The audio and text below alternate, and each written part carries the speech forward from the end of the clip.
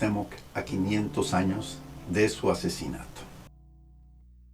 ¿Cómo es que ni tú ni yo sabíamos que en 1949 encontraron los restos de Cuauhtémoc en un hermoso pueblo de la sierra del estado de Guerrero llamado Ixcatiopan? Vaya, ¿cómo es que ni siquiera sabíamos de Ixcatiopan? A pesar de la notable belleza de este pueblo, que para empezar tiene todas sus calles pavimentadas en mármol, el mármol blanco. De inmediato llegan estas preguntas, ¿no?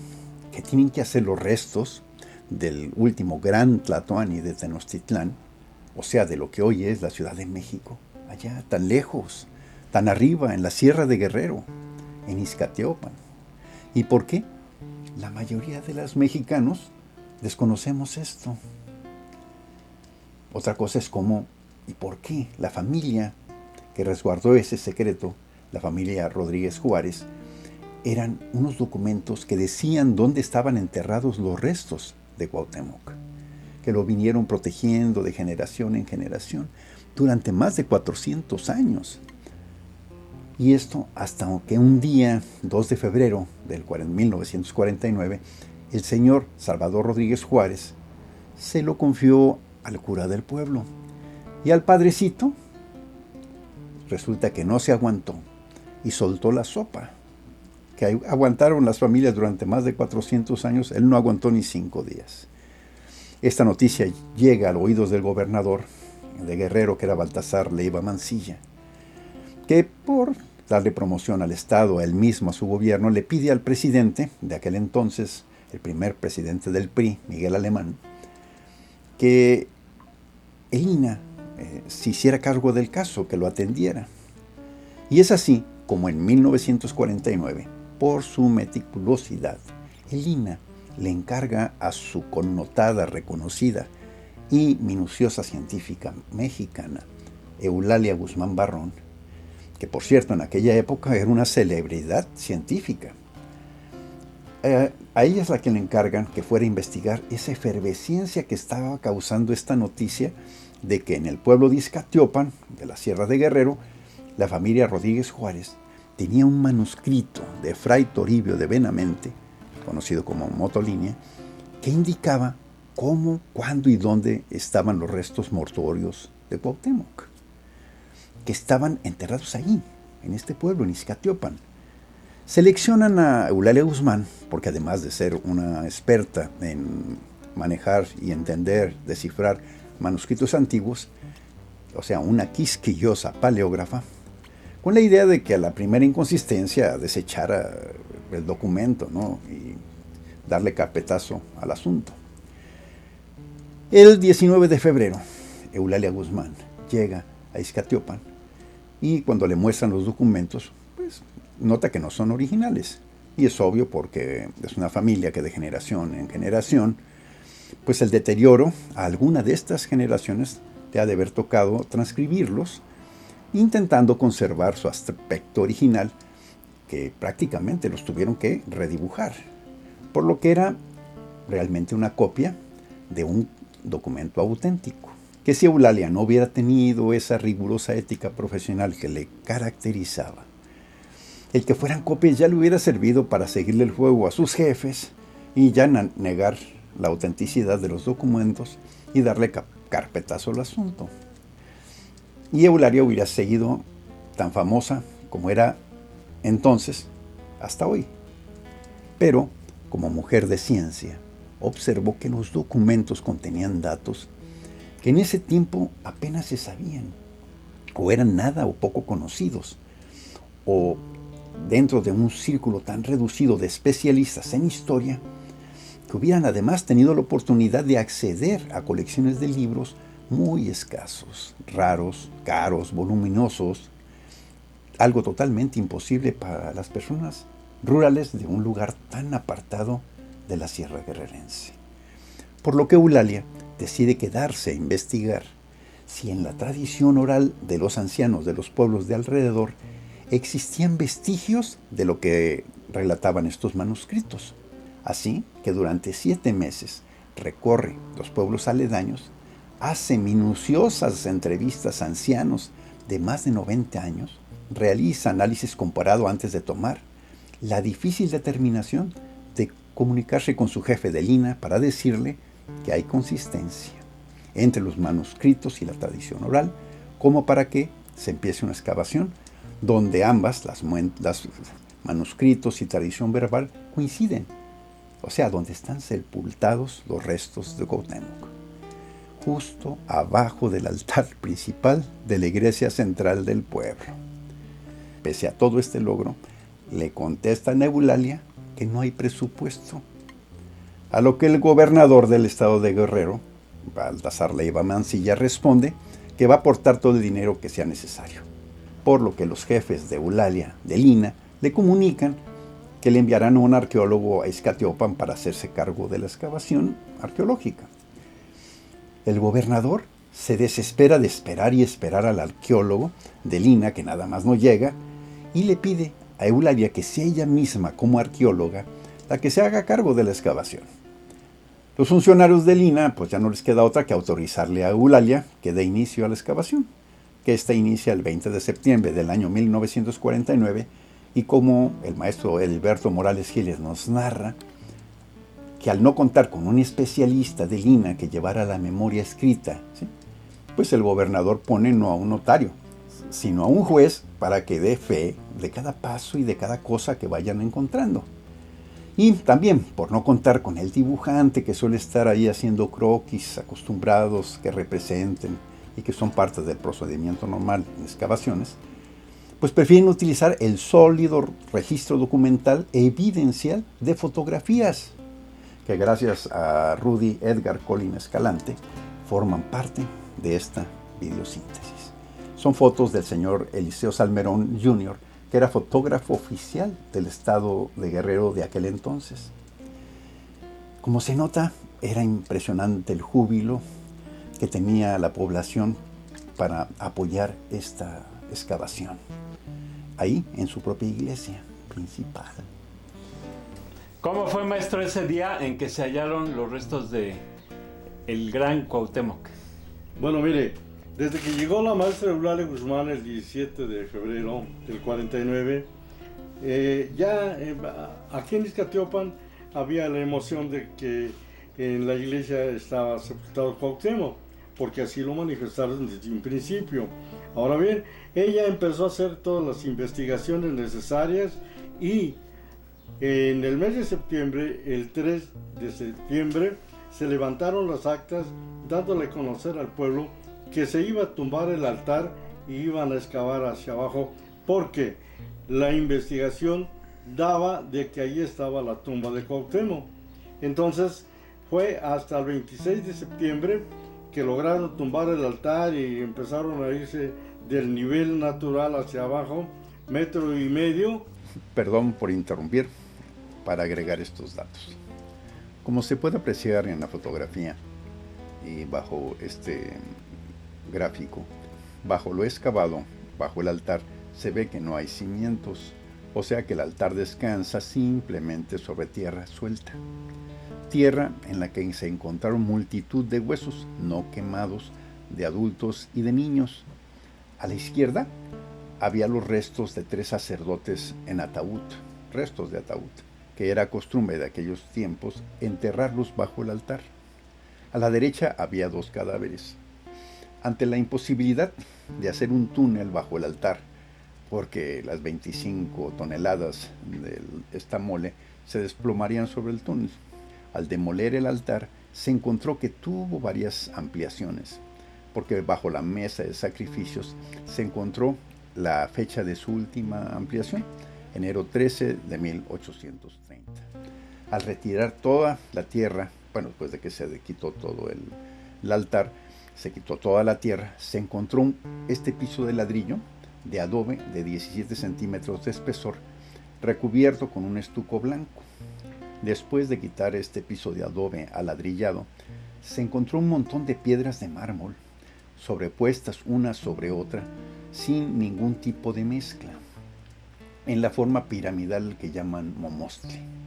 Al quitar las piedras de mármol del momostle, se llegó a roca viva que perfectamente emparejada daba un piso plano, cubierto de estuco con un leve declive. El 25 de septiembre se abrió un canal al centro en el que se encontró una zona barrosa.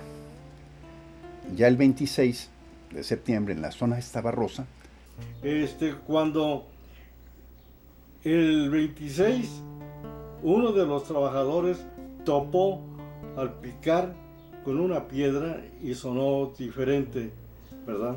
Entonces la maestra Eulalia, que estaba pendiente de eso, dice, a ver, se escuchó raro, dice, sí, hay algo duro aquí, estaba cubierto de tierra.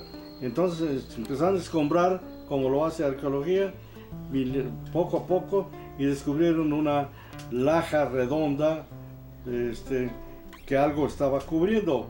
Entonces la maestra Eulalia ordenó que movieran tantito la piedra y empezaron a salir algunos gases de mal olor. En ese momento les dijo que se calmaran y que iban a dejar que saliera todo eso.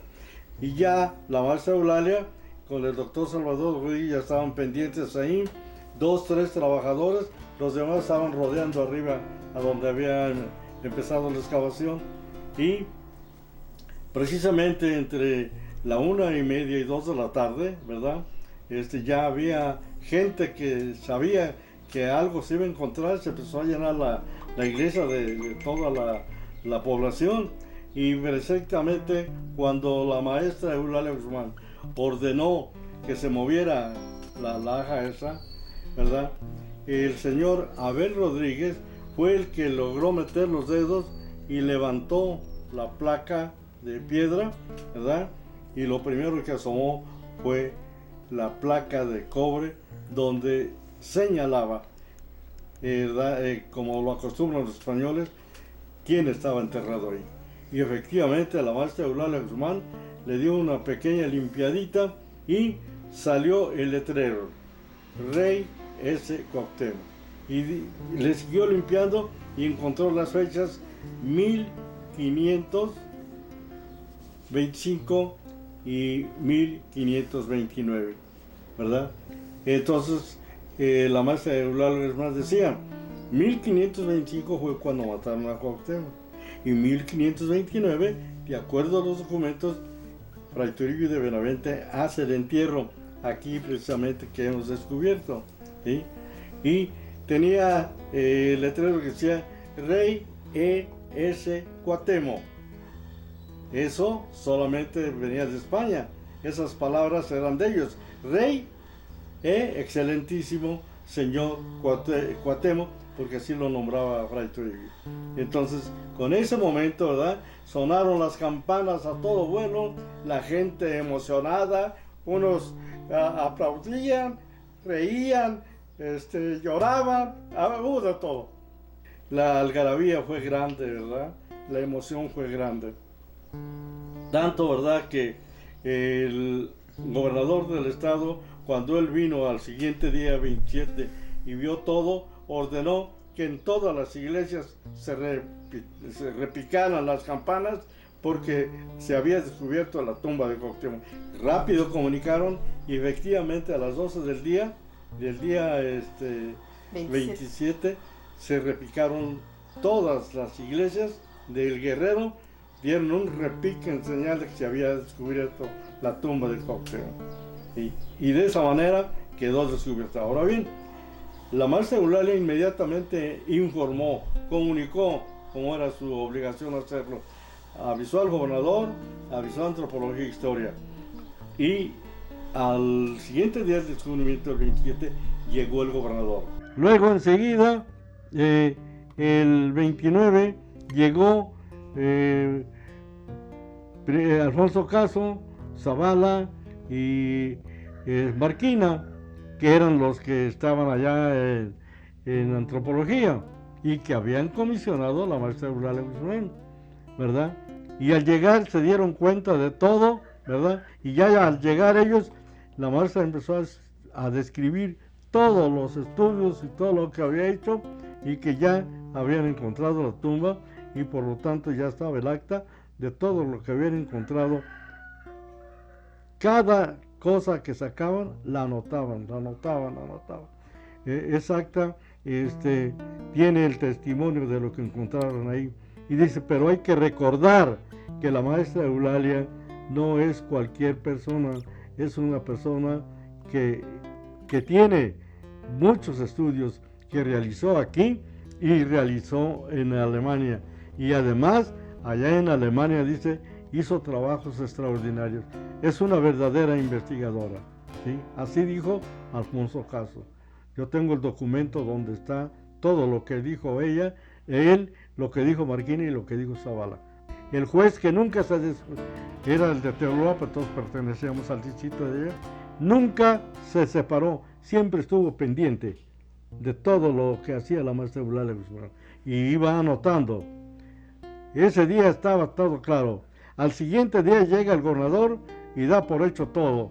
Luego llega Silvio Zavala, Marquina y Alfonso Caso el 29 y dan por hecho y felicitaron a la maestra porque había hecho un trabajo excelente. Aquí hay algo bien importante. Primero, el juez, luego el gobernador y en tercer lugar los sindicados, que eran los de Antropología e Historia. Del 26 al 29 todo estaba hecho y era la verdad.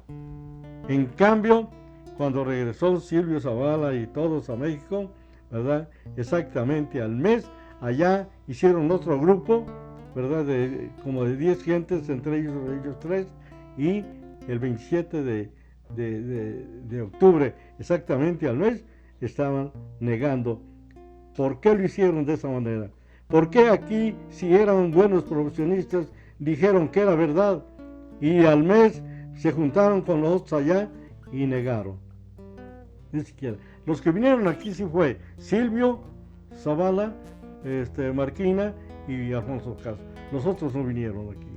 Allá nomás dijeron no, y aunque Marquina dijo que era necesario un estudio para poder decir no, de todas maneras el golpe ya lo había dado su comisión de ellos. Se dijo aquí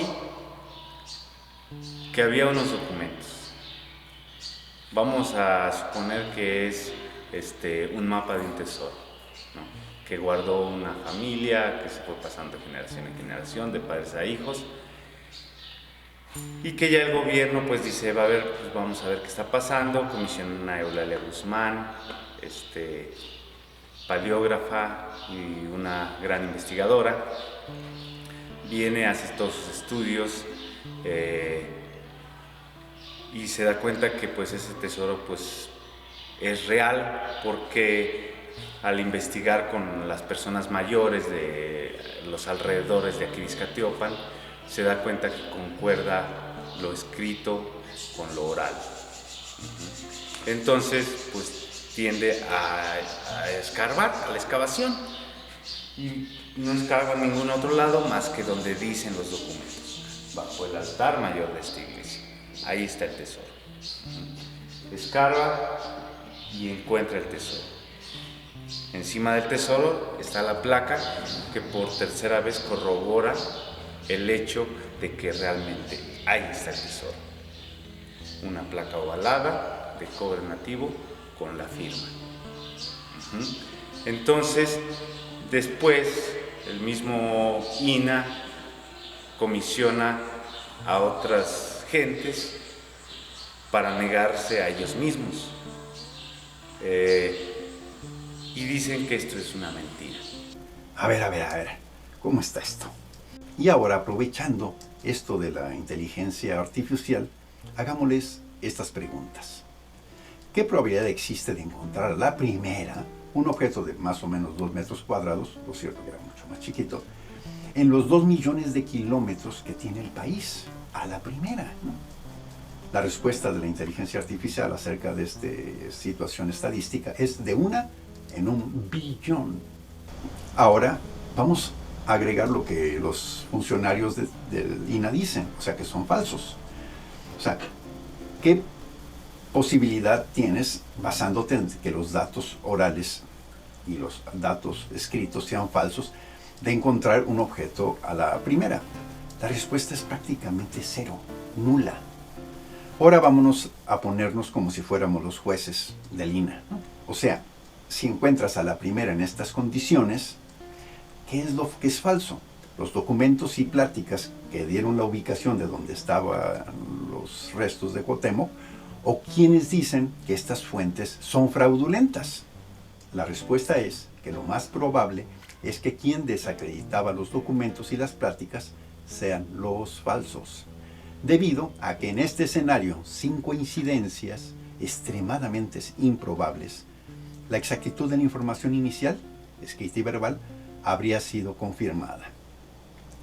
Pero, ¿por qué tanto empeño y encono de estos funcionarios hispanistas que dirigen el INAH en negarlo?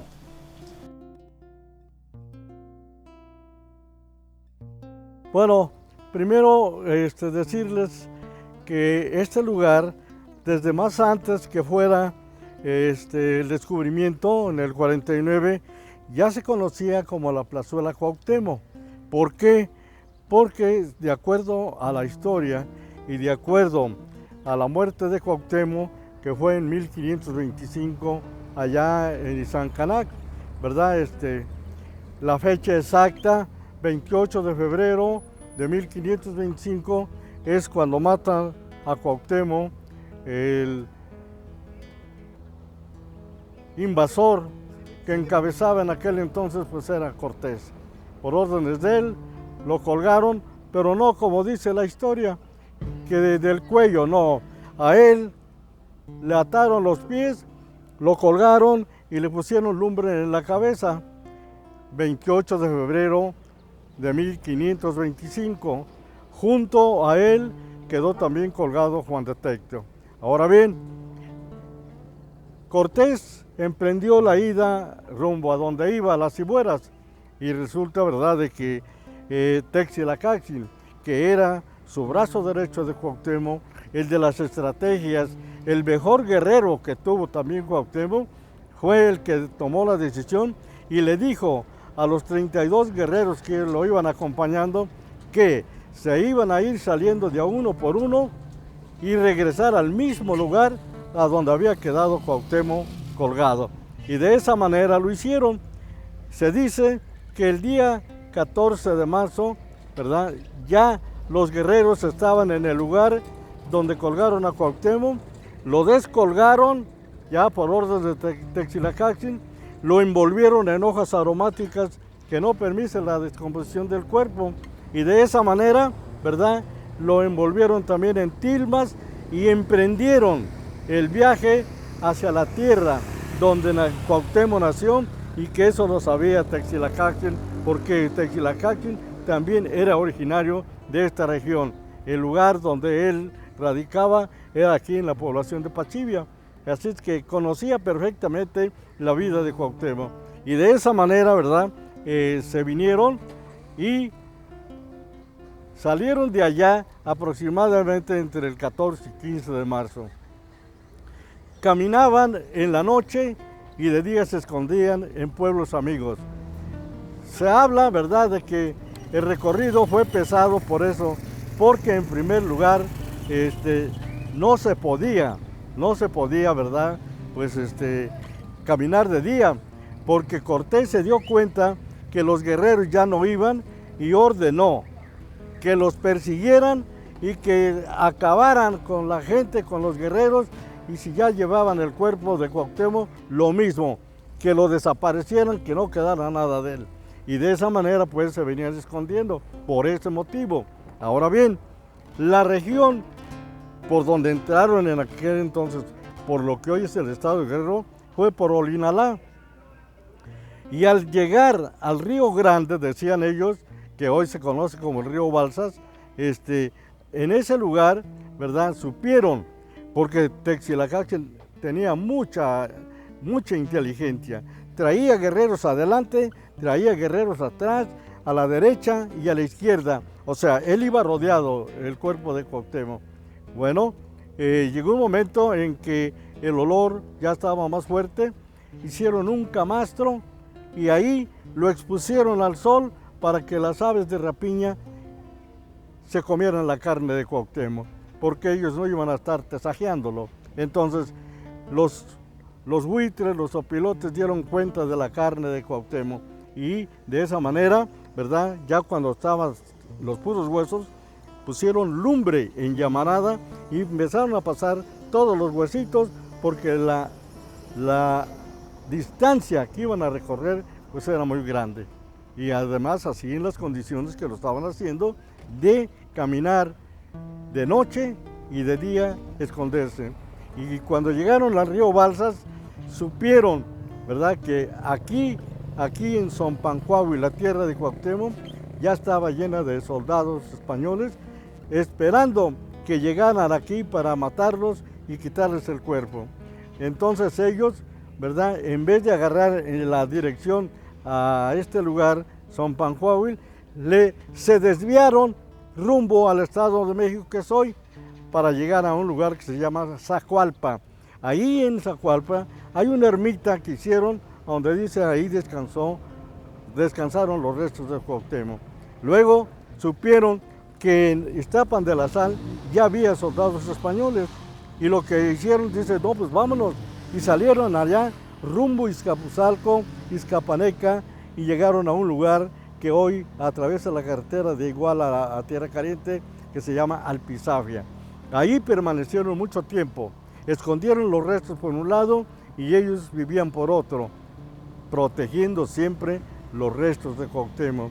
Pasado mucho tiempo, ¿verdad?, quisieron avanzar y aquí la gente española no se iba. Los soldados españoles aquí estaban cuidando que llegara, entonces no podían entrar.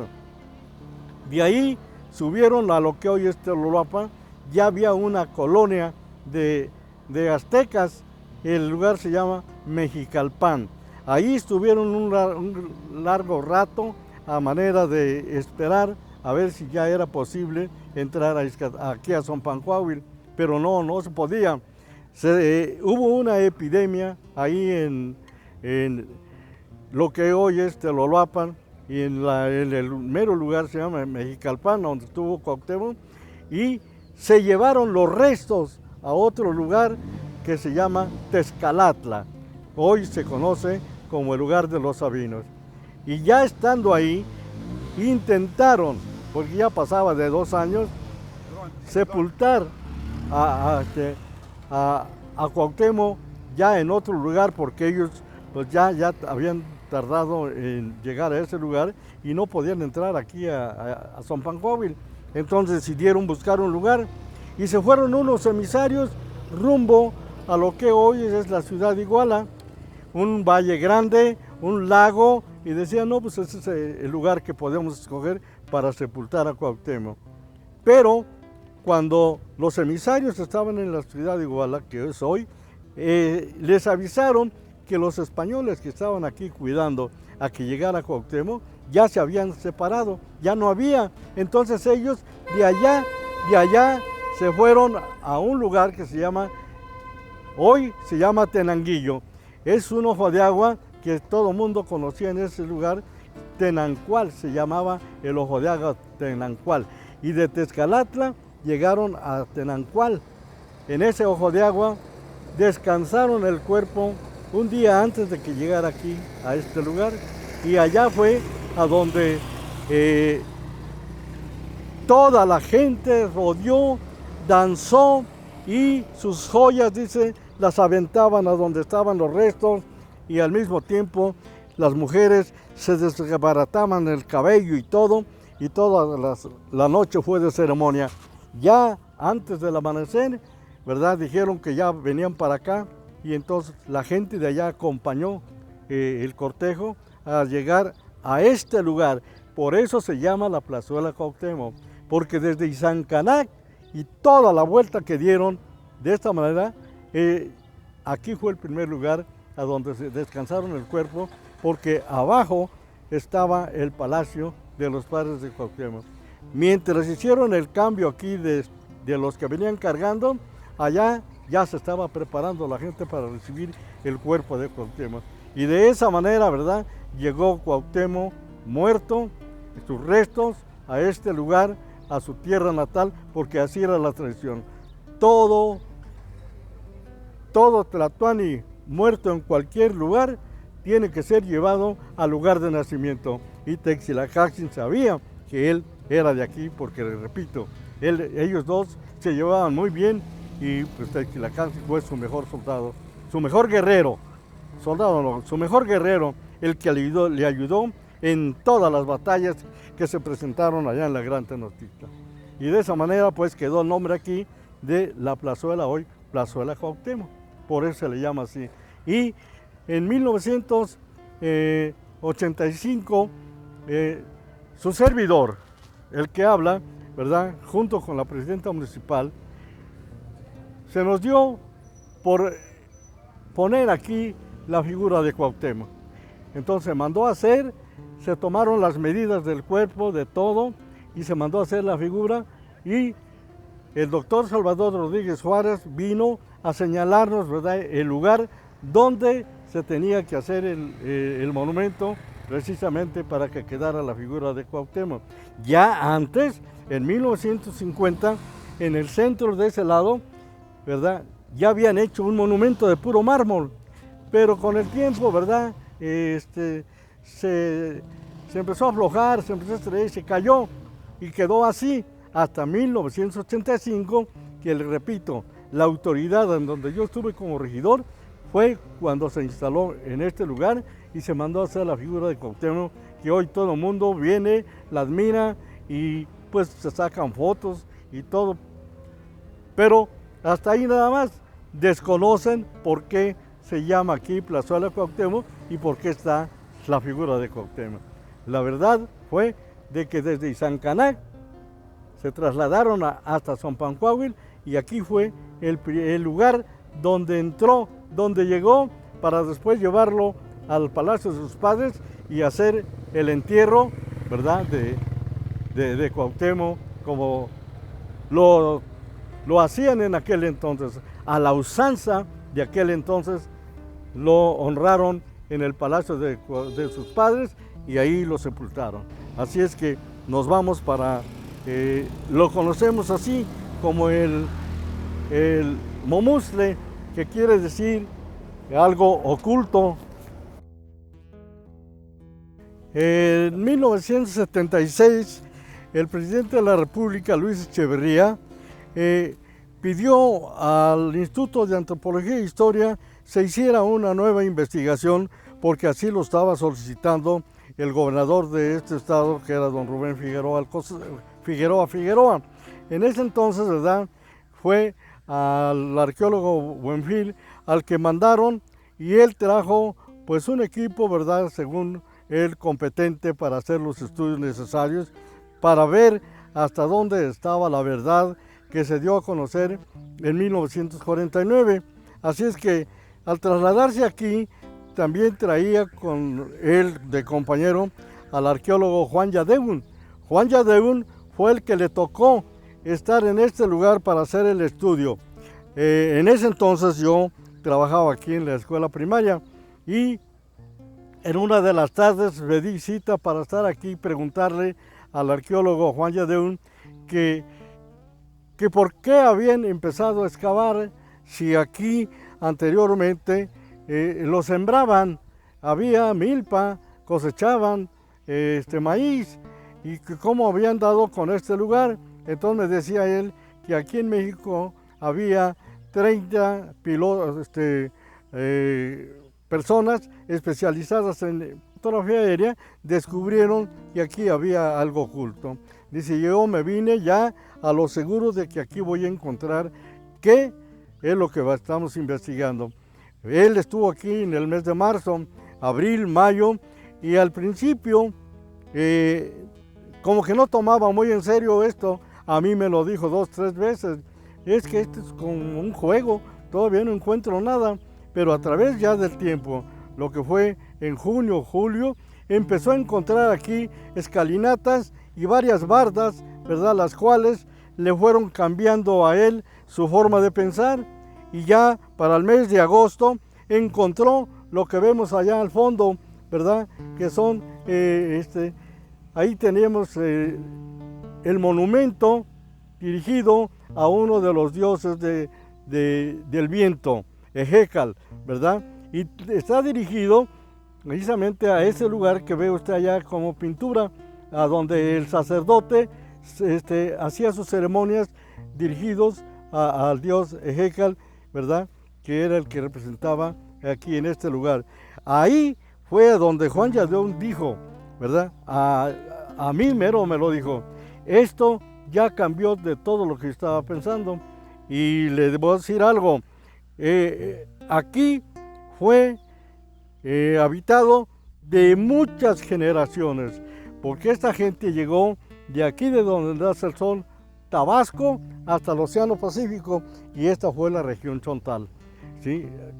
La cual habitaron y vinieron a poblar los de la cultura olmeca. Se han encontrado en el río Balsas, en los márgenes, ¿verdad? Diferentes construcciones precisamente hechas por los olmecas. Así es que toda esta región fue invadida y fue poblada por los olmecas desde hace muchos miles de años. Y entonces, ¿verdad? Pues yo visitaba mucho al arqueólogo y me dijo una tarde que llegué, maestro, venga, le voy a enseñar algo que me dejó, ahora sí, pues no confundido, pero a donde puedo comprobar los muchos años de antigüedad que tiene esta población, de 1300 a 1400 años antes de Jesucristo, ¿sí? Por lo tanto, este es un pueblo milenario, es un pueblo de mucha antigüedad y que tiene mucha historia. Y encontró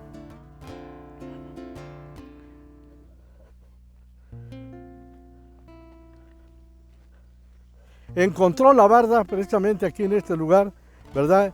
Y ahí fue donde él dijo que la barda había sido construida 1300 a 1400 años antes de Jesucristo. Pero dice él, yo vengo a lo de Cuauhtémoc, y lo de Cuauhtémoc es de esas escalinatas hacia allá. O sea, en lo más reciente, porque esto ya tenía mucha antigüedad. Y ya en 1500, ¿verdad? El Tlatoani Ahuizotl ordenó que vinieran por el Tlatoani de aquí, que era el que no pagaba el tributo a la Gran Tenochtitlan.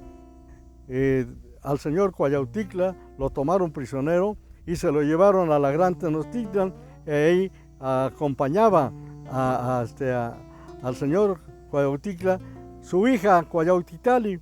El hijo de Ahuizotl, que también se llamaba Ahuizotl, fue a ver qué era lo que habían traído, y ahí conoció a la princesa de aquí, Cuayautitali. Se fue y le dijo a su padre que la quería como esposa.